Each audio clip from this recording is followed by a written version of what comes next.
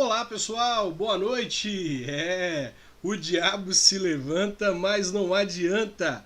Quem vence é o povo de Deus. Já são aí quase meia-noite, se já não é meia-noite aí onde você está, né? E nós, enfim conseguimos recuperar aqui a nossa transmissão para a gente poder entrar ao vivo aí, fazer o Loucos pela Bíblia. Será que tem algum louco pela Bíblia ainda aí? Será que ainda tem alguém aí para me acompanhar a essa hora da madrugada? Hoje, com a ajuda de Deus, então, nós vamos para o 14º dia do desafio Loucos pela Bíblia. Agradeço a você por ter tido paciência, por estar comigo aí até esse horário. Vamos lá. Hoje nós vamos orar pedindo a Deus que nos dê discernimento, que nos dê sabedoria. Discernimento e sabedoria para a gente poder viver nesta vida, para a gente poder ouvir a voz de Deus, para a gente poder andar nessa terra diante de tantas dificuldades. A gente precisa de discernimento, né? Então vamos orar. Senhor, nós oramos pedindo ao Senhor que nos dê discernimento, que o Senhor possa nos ajudar a discernir, Deus, a Tua vontade, a discernir a Tua voz, a saber, Deus, quais são os caminhos que o Senhor tem para nós sobre essa vida. E que o nosso discernimento, Pai, não seja apenas para nós, mas que seja também para que a gente possa ajudar as pessoas a tomarem sempre as melhores decisões, a andarem de acordo com a vontade do Senhor. Que o Senhor nos ajude a ter o discernimento de José, a ter a sabedoria de José, a sermos jovens, solteiros, namorados, noivos, jovens, adolescentes, adultos, idosos, que são como José, que possuem, Deus, a bênção do Senhor, o Espírito do Senhor, para que a gente possa conduzir a nossa vida e auxiliar outras pessoas na sua caminhada. Em nome de Jesus, amém.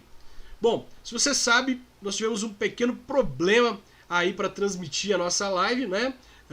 Tivemos aqui um problema para conectar com a internet, estava caindo toda hora, a gente tentava entrar ao vivo e não conseguia, mas agora, enfim, conseguimos entrar ao vivo. Nós vamos ler então, hoje, Gênesis capítulo 40, 41 e 42, tá? Para você se situar aqui na história, José havia sido vendido pelos irmãos, né, para os ismaelitas. Os ismaelitas o venderam como escravo para Potifar. Lá na casa de Potifar, a mulher de Potifar olhou para José, viu que José era um belo homem, era atraente, era bonito, e ela se sentiu atraída por ele e tentou seduzir José para que ele pudesse ter relações sexuais com ela. No entanto, José decide não ter relações sexuais com aquela mulher, mesmo com todas as possibilidades, né? Ele estava sozinho com ela dentro daquela casa, não havia ninguém para poder notar, não havia ninguém para poder criticar, enfim, ele tinha a possibilidade de ter relações sexuais com ela,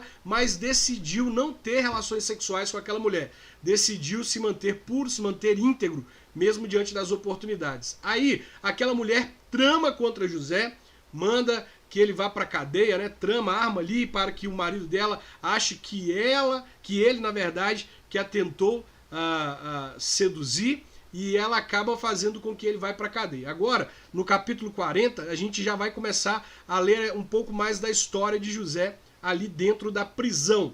No verso 1 vai dizer assim: passado algum tempo, o rei do Egito foi ofendido por 2 dos seus servidores, isto é, o chefe dos copeiros, que era encarregado de servir o vinho, e o chefe dos padeiros. O rei ficou furioso com os dois e mandou que fossem postos na cadeia que ficava na casa do capitão da guarda, no mesmo lugar onde José estava preso. O capitão da guarda era Potifar, né? Eles ficaram muito tempo ali. E o capitão deu a José a tarefa de cuidar deles. Certa noite, ali na cadeia, o copeiro e o padeiro tiveram um sonho, cada um.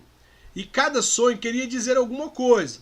Quando José veio vê-los de manhã, notou que estavam preocupados. Olha só, José, preste atenção aqui, que coisa tremenda que a gente tem que ter como lição para a nossa vida. José está preso, injustamente. Foi vendido pelos irmãos. Ele está vivendo um período difícil na vida dele. E ainda assim ele tem sensibilidade para perceber que os homens que estavam ali naquele lugar estavam inquietos, que eles estavam agitados, que estavam preocupados. José nota que eles estavam tristes, que estavam preocupados. Gente, a gente precisa aprender com José a ter sensibilidade. Mesmo que a gente esteja vivendo os maiores dilemas, os maiores problemas, ainda que a gente esteja sofrendo, ainda que a gente esteja passando por vales, por desertos, nós não podemos perder a unção. Até porque, através das nossas feridas, sai poder para curar. Quando nós permitimos que Deus nos use, mesmo na nossa aflição, mesmo na nossa dor, Ele nos usa nos dias mal para poder curar a vida das pessoas. E José, vivendo no meio de toda essa dificuldade, não perdeu a sensibilidade de perceber que aqueles homens estavam preocupados. No verso 7, então perguntou: por que vocês estão com essa cara tão triste hoje? Eles responderam: cada um de nós teve um sonho, e não há ninguém que saiba explicar o que esses sonhos querem dizer. É Deus quem dá a gente a capacidade de explicar sonhos, disse José. Vamos, contem o que sonharam. Então o chefe dos copeiros contou o seu sonho. Ele disse: sonhei que na minha frente havia uma parreira que tinha 3 galhos. Assim que as folhas saíam, apareciam as flores, e estas viravam uvas maduras. Eu estava segurando o copo do rei, espremia as uvas no copo e o entregava ao rei. José disse: a explicação é a seguinte: os 3 galhos são 3 dias. Daqui a 3 dias o rei vai mandar soltá-lo. Você vai voltar ao seu trabalho e servirá vinho ao rei como fazia antes. Porém, quando você estiver muito bem lá, lembre de mim e, por favor, tenha a bondade de falar a meu respeito com o rei, ajudando-me assim a sair desta cadeia. A verdade é que foi a força que me trouxeram da terra dos hebreus e que me colocaram aqui no Egito.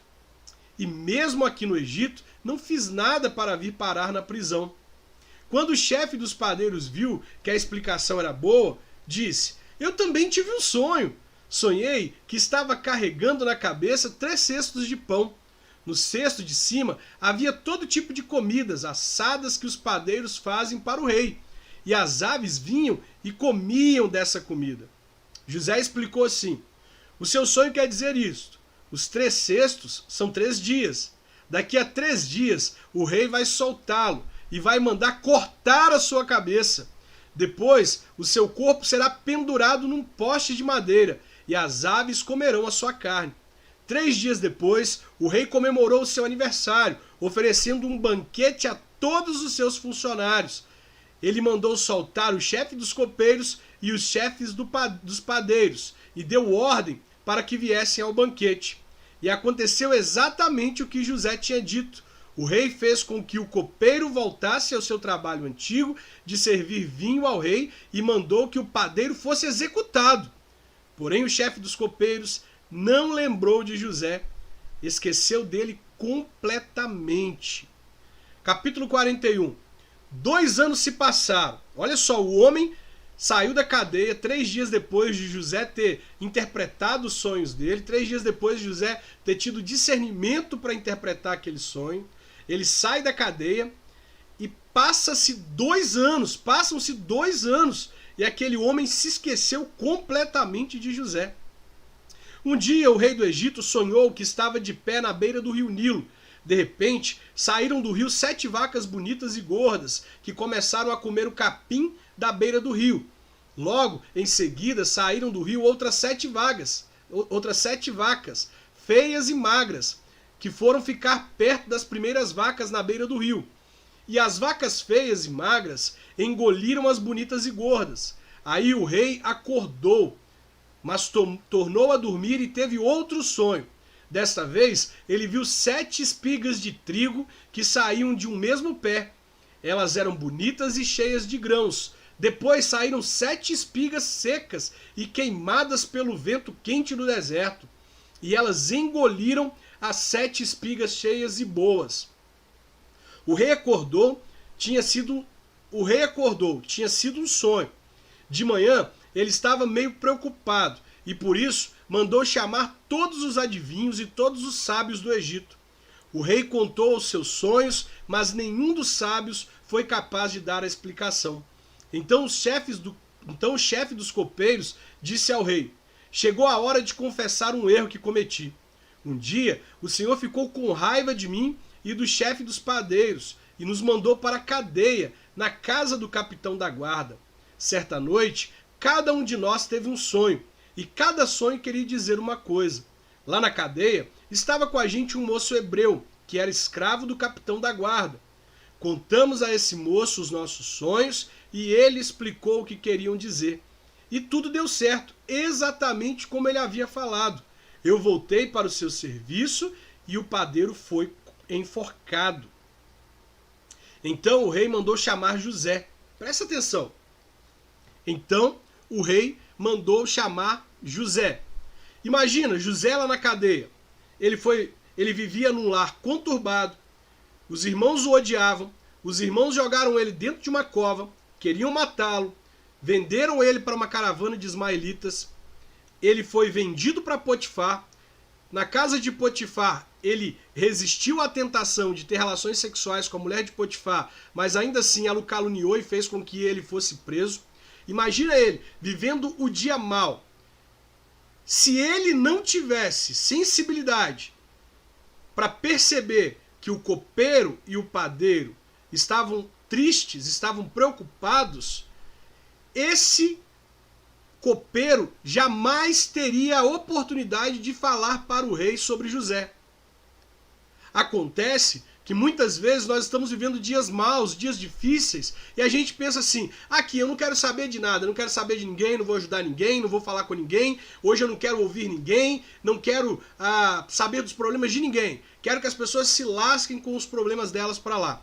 E aí a gente deixa de ajudar as pessoas. E a gente acaba esquecendo que a nossa vida ela é um ciclo. Você lembra que eu disse que Abraão ele ia andando em direção à terra que Deus havia prometido, e à medida em que ele andava, ele edificava altares? E houve um momento que Abraão foi até determinado lugar e ele teve que voltar pelos lugares por onde ele passou, e voltando por onde ele passou, ele voltava para aqueles altares. E eu te disse na oportunidade que aquilo que a gente semear pelo caminho enquanto estamos indo, teremos que colher na volta. Abraão semeou altares e por isso colheu altares. Perfeito? Se José tivesse desprezado aqueles homens, se José tivesse dito assim, eu estou mal, não tenho condições de me preocupar com os problemas dos outros, José ainda estaria preso. Ninguém falaria para Faraó sobre um jovem na cadeia que estava atento à dificuldade dos outros, que estava atento ao clamor dos outros. Ninguém falaria sobre José. Por isso eu quero te dizer uma coisa, independente se hoje, neste dia, no dia 14 de janeiro, aliás, nós já passamos da meia-noite, dia 15 de janeiro, você está vivendo os seus dias difíceis. Não deixe de ter sensibilidade para ouvir os outros. Não deixe de ter sensibilidade para ouvir os problemas dos outros, para ajudar os outros a resolver os seus problemas. Porque lá na frente, lá no futuro, a pessoa que você ouvir no dia da sua dor, a pessoa que você ouvir no dia do seu sofrimento, pode ser a pessoa que vai abrir as portas para que você saia da prisão. Pode ser a pessoa que vai abrir as portas para que você saia do tempo de prisão, do tempo de sofrimento, para que você acesse o trono. José só foi lembrado, ainda que tenha passado 2 anos, porque no dia do sofrimento dele, ele teve sensibilidade para ouvir as pessoas que estavam passando por dificuldades. Aí aqui, olha, no verso 14, então o rei mandou chamar José e foram depressa tirá-lo da cadeia. Ele fez a barba, trocou a roupa e se apresentou ao rei. Então o rei disse, eu tive um sonho que ninguém consegue explicar. Ouvi dizer que você é capaz de explicar sonhos. Olha o que José disse. Isso não depende de mim, respondeu José. É Deus quem vai dar uma resposta para o bem do Senhor, ó rei. José já tinha dito isso aqui, ó, no verso 8 do capítulo 40, ele tinha dito assim, verso 8, capítulo 40, é Deus quem dá a gente a capacidade de explicar sonhos. Então José aproveita a oportunidade para testemunhar sobre Deus, sobre a soberania, sobre o poder, sobre a majestade de Deus para os prisioneiros ali na cadeia. E agora, diante do rei, diante de Faraó, José não perde a oportunidade de testemunhar sobre o poder de Deus. Ele testemunhou sobre o poder de Deus na adversidade, no sofrimento, no dia mau, no tempo de prisão, no tempo em que ele estava preso, mas agora, diante do rei, aquele que tinha todo o poder ali no Egito, ele também testemunha a respeito do poder de Deus. Ele diz: é Deus quem vai dar uma resposta para o bem do Senhor, ó rei. Entenda uma coisa, não se envergonhe, testemunhe a respeito de Deus, seja no dia mau, seja no dia bom, seja no tempo da dificuldade ou seja nos dias de bonança, nos dias de felicidade, seja para o prisioneiro, seja para o mendigo, seja para o rei, seja para a pessoa mais simples ou para a pessoa que tem mais condições, testemunhe sobre Deus. Verso 17, capítulo 41, verso 17. Aí o rei disse: sonhei que estava de pé na beira do rio Nilo. De repente, saíram do rio 7 vacas bonitas e gordas que começaram a comer capim da beira do rio. Depois, saíram do rio outras 7 vacas, mas estas eram feias e magras. Em toda a minha vida, eu nunca vi no Egito vacas tão feias como aquelas. E as vacas feias e magras engoliram as bonitas e gordas, mas nem dava para notar isso, pois elas continuavam tão feias como antes. Então eu acordei. Depois tive outro sonho.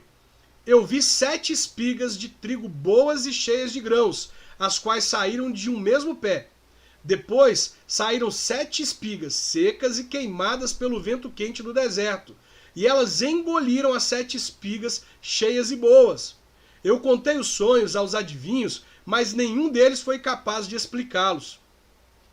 Então José disse ao rei: os 2 sonhos querem dizer a mesma coisa. Por meio deles, Deus, preste atenção, mais uma vez, José poderia ter dito assim: olha, eu vou te dizer o que significa. José poderia ter tomado a glória para ele, José poderia ter tomado a honra para ele, José poderia ter esquecido de Deus, poderia dizer: é a minha oportunidade de mostrar para Faraó o tanto que eu sou bom. No entanto, ele diz para Faraó o seguinte: por meio deles, Deus está querendo dizer ao Senhor o que ele vai fazer. Ou seja, José está dizendo assim: olha, Deus vai fazer algo. E ele quis dizer ao Senhor o que ele vai fazer. E José continua: as 7 vacas bonitas são 7 anos, e as 7 espigas boas também são. Os 2 sonhos querem dizer uma coisa só. As 7 vacas magras e feias que saíram do rio depois das bonitas, e também as 7 espigas secas e queimadas pelo vento quente do deserto, são 7 anos em que vai faltar comida. É exatamente como eu disse. Deus mostrou ao Senhor, ó rei, o que ele vai fazer. Virão 7 anos em que vai haver muito alimento em todo o Egito. Depois virão 7 anos de fome. E a fome será tão terrível que ninguém lembrará do tempo em que houve muito alimento no Egito. A repetição do sonho quer dizer que Deus resolveu fazer isso e vai fazer logo. E José continuou: portanto, será bom que o Senhor, ó rei, escolha um homem inteligente e sábio e o ponha para dirigir o país.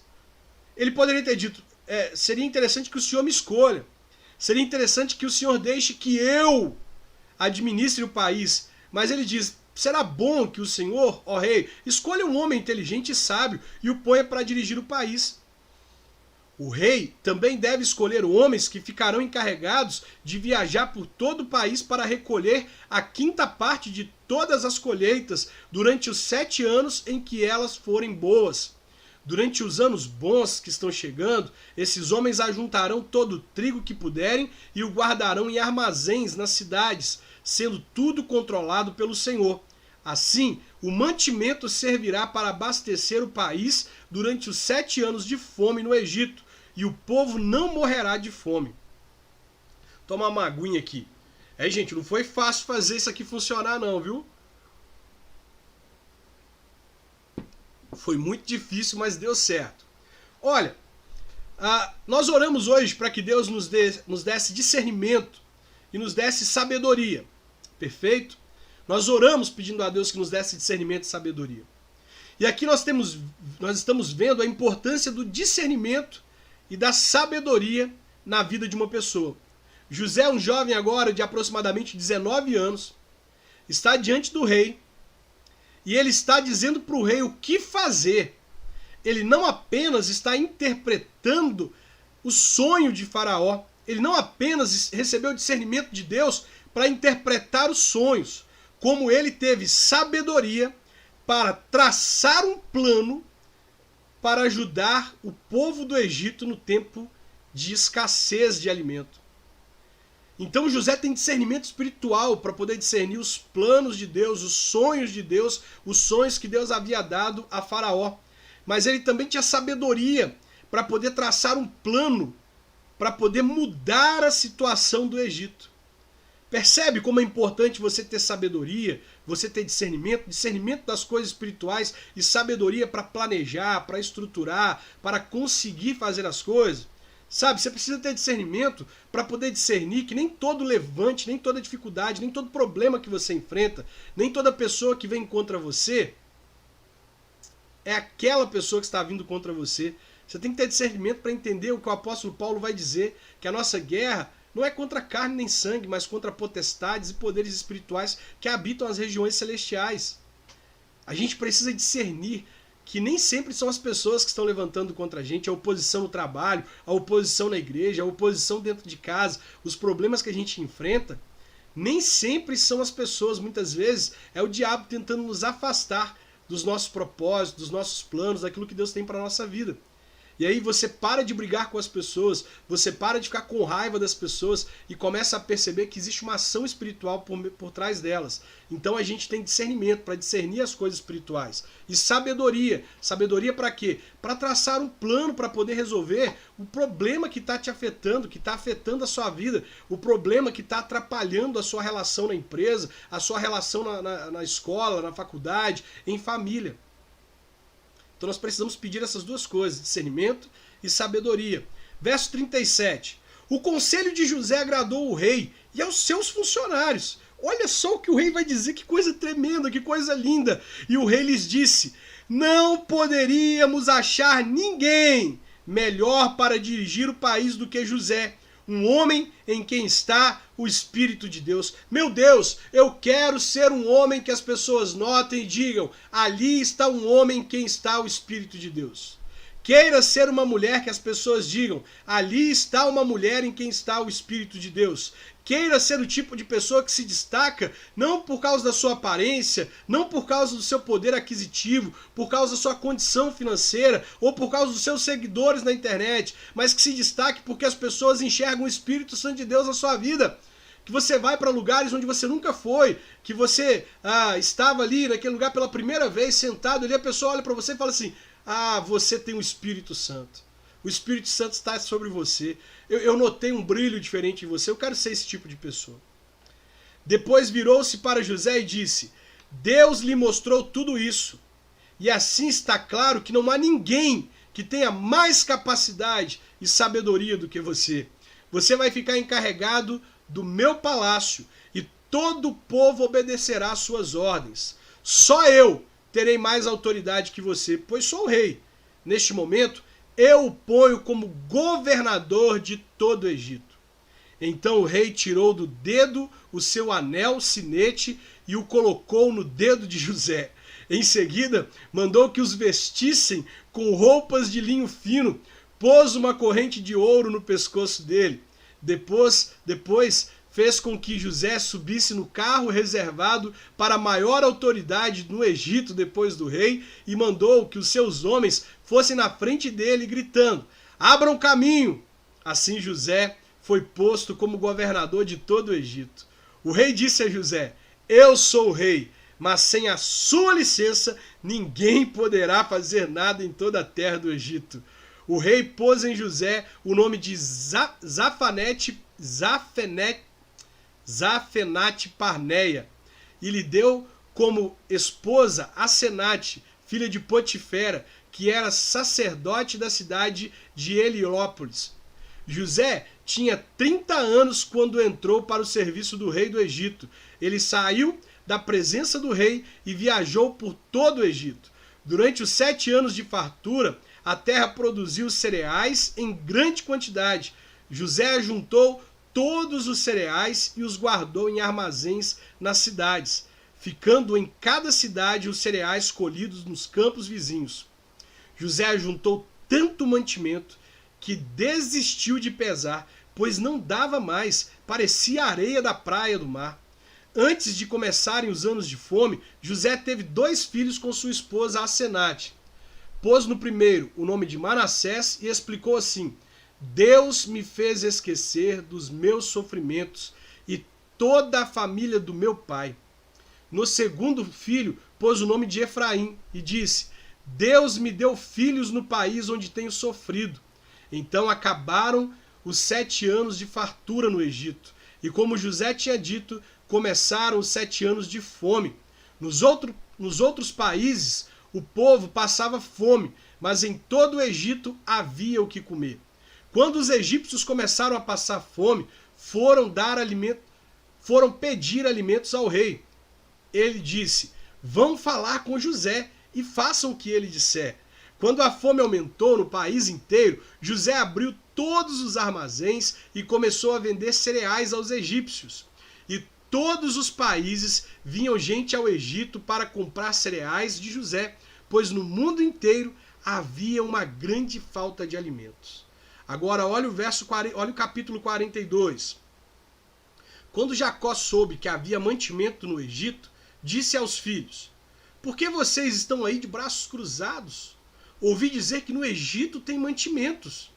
Vão até lá e comprem cereais para não morrermos de fome. Então os 10 irmãos de José, por parte de pai, foram até o Egito para comprar mantimentos.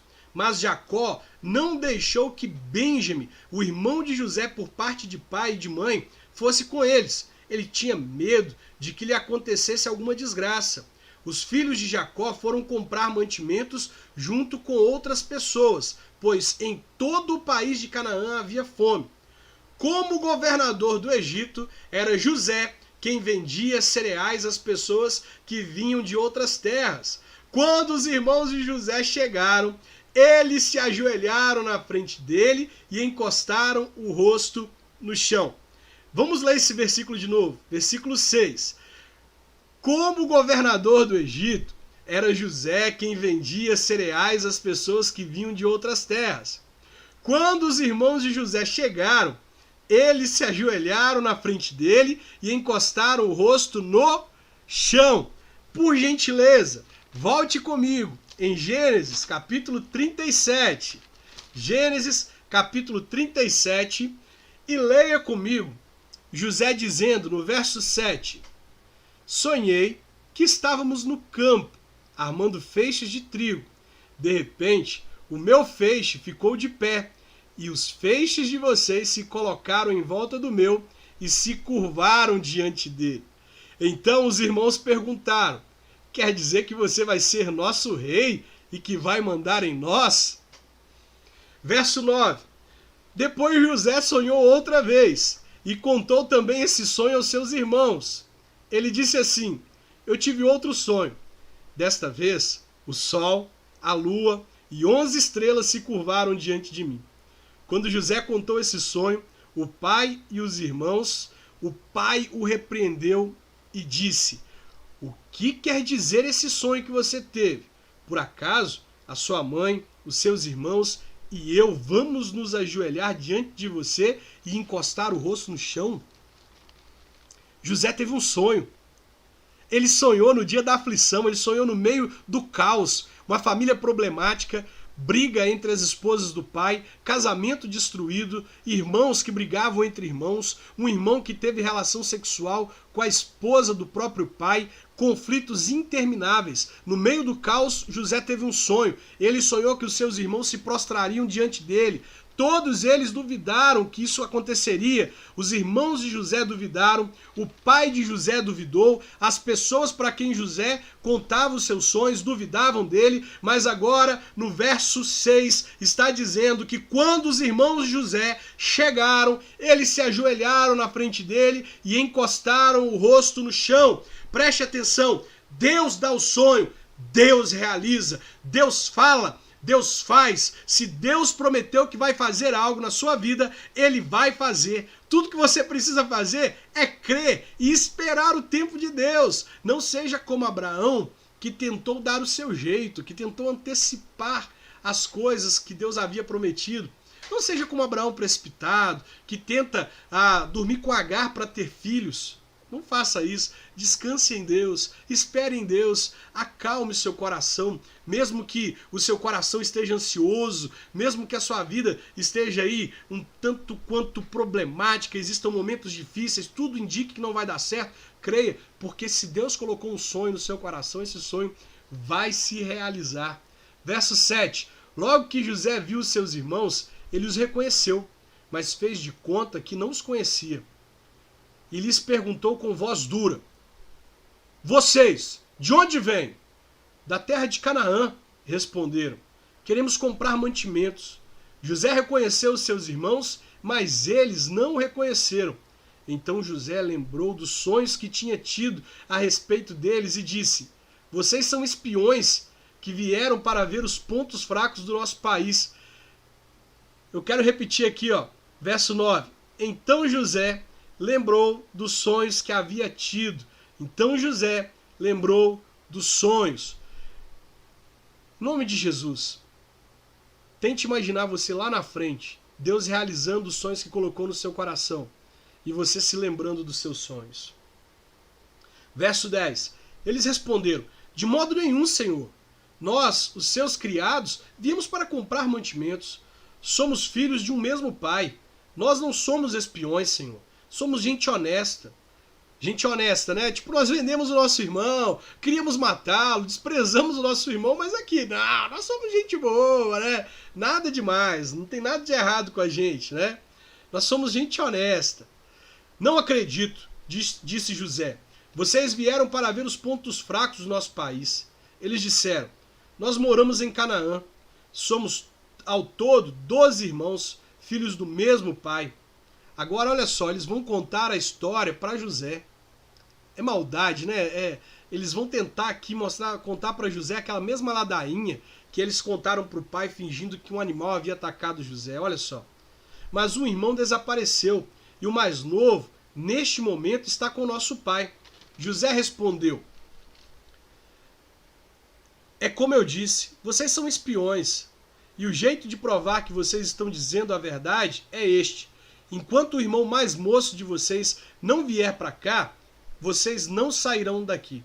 Eu juro pela vida do rei, um de vocês irá buscá-lo, mas os outros ficarão presos até que fique provado se estão ou não dizendo a verdade.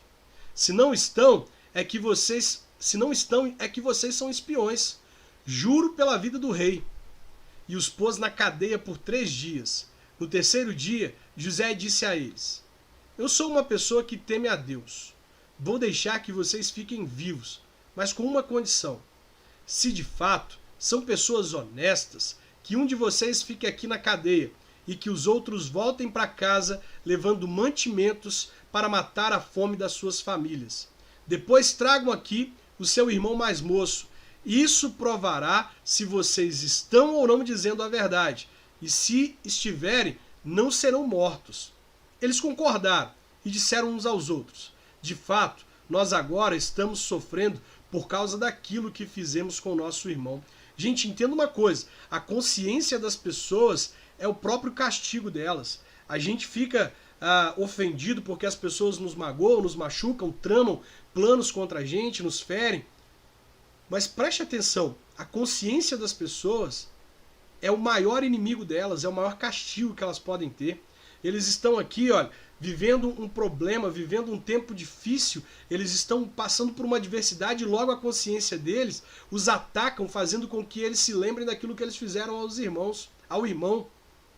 A consciência deles acusavam eles o tempo todo. Acredito, se eles estrepassem o dedo no espinho de uma rosa, eles diriam: Isso está me acontecendo porque eu fiz aquilo com meu irmão. Se eles tropeçassem numa pedra, eles diriam: Isso está me acontecendo porque eu fiz aquilo com meu irmão. Eles eram perturbados pelas atitudes deles. Entenda, você não precisa se vingar de ninguém. Você não precisa dar o troco para ninguém.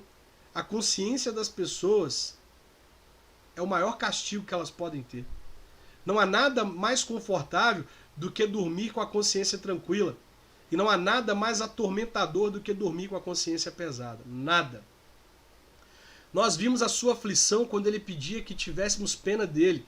Porém, não nos importamos, Por isso, agora é a nossa vez de ficarmos aflitos.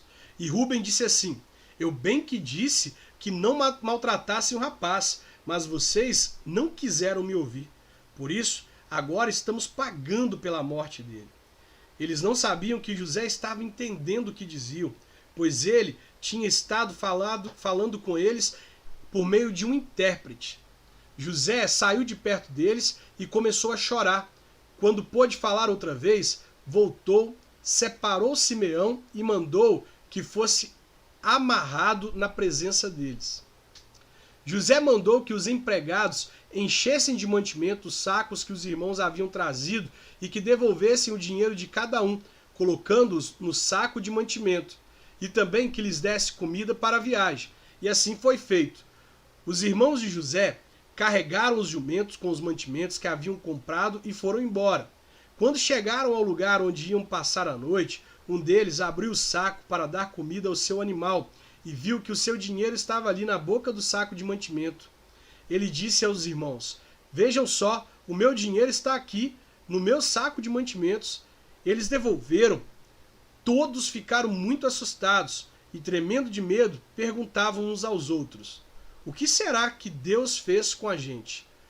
Quando chegaram a Canaã, contaram a Jacó, o seu pai, tudo o que havia acontecido com eles e disseram: aquele homem, o governador do Egito, tratou a gente com brutalidade e nos acusou de termos ido ao país como espiões. Tadinho deles, né, gente? Tratou eles com brutalidade, né? Só falou firme com eles, disse que eles eram espiões, colocou eles na cadeia por 3 anos. José estava aqui há 13 anos no Egito sofrendo por causa da atitude desses homens, e agora eles chegam para Jacó dizendo que aquele homem lá, o chefe lá no Egito, tratou a gente com brutalidade. Verso 31. Nós respondemos: somos homens honestos, não somos espiões. Somos ao todo 12 irmãos, filhos do mesmo pai, mas um dos nossos irmãos desapareceu. O mais novo está neste momento com o nosso pai em Canaã. O governador respondeu: eu tenho um jeito de descobrir se vocês são homens honestos. Um de vocês ficará aqui comigo, e os outros vão voltar levando um pouco de mantimento para suas famílias que estão passando fome. Mas tragam aqui para mim o seu irmão mais novo. Assim eu ficarei sabendo que vocês não são espiões, mas homens honestos. Aí entregarei o irmão de vocês e vocês poderão ficar aqui negociando. Aconteceu que quando despejaram os mantimentos, cada um achou na boca do saco um saquinho com seu dinheiro. Quando eles e o seu pai viram o dinheiro, ficaram com medo. Então Jacó disse: vocês querem que eu perca todos os meus filhos?